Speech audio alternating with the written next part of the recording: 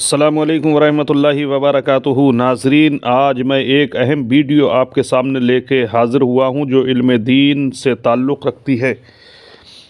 एक हदीस में है, बाद नमाज असर शयातीन समंदर पर जमा इबलीस का तख्त बिछता है। शयातीन की कारगुजारी पेश होती है। कोई कहता है इसने इतनी शराबें पिलाई, कोई कहता है इसने इतने ज़िना कराए।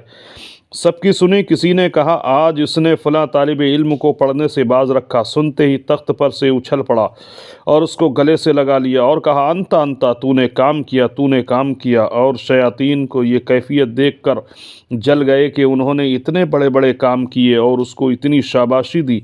इब्लीस बोला, तुम्हें नहीं मालूम जो कुछ तुमने किया सब इसी का सदका है। अगर इल्म होता तो वो गुनाह ना करते। बताओ वो कौन सी जगह है जहाँ सबसे बड़ा आबिद रहता है मगर वो आलिम नहीं, और वहाँ एक आलिम भी रहता है। उन्होंने एक मकाम का नाम लिया। सुबह को कब्ल तुलू आफ्ताब शयातीन को लिए हुए उस मकाम पर पहुँचा और शयातीन मुख्फी रहे और ये इंसान की शक्ल बनकर रास्ता पर खड़ा हो गया। आबिद साहब तहज्जुद की नमाज के बाद फजर के वास्ते मस्जिद की तरफ तशरीफ़ लाए। रास्ते में इब्लीस खड़ा ही था। उसने कहा अस्सलामु अलैकुम। आबिद साहब ने कहा वालैकुम अस्सलाम। हज़रत, मुझे एक मसला पूछना है। आबिद साहब ने फरमाया जल्दी पूछो, मुझे नमाज को जाना है। उसने जेब से एक छोटी सी शीशी निकाल कर पूछा, अल्लाह ताला कादिर है कि इस समावात वल अर्ज़ को इस छोटी सी शीशी में दाखिल कर दे?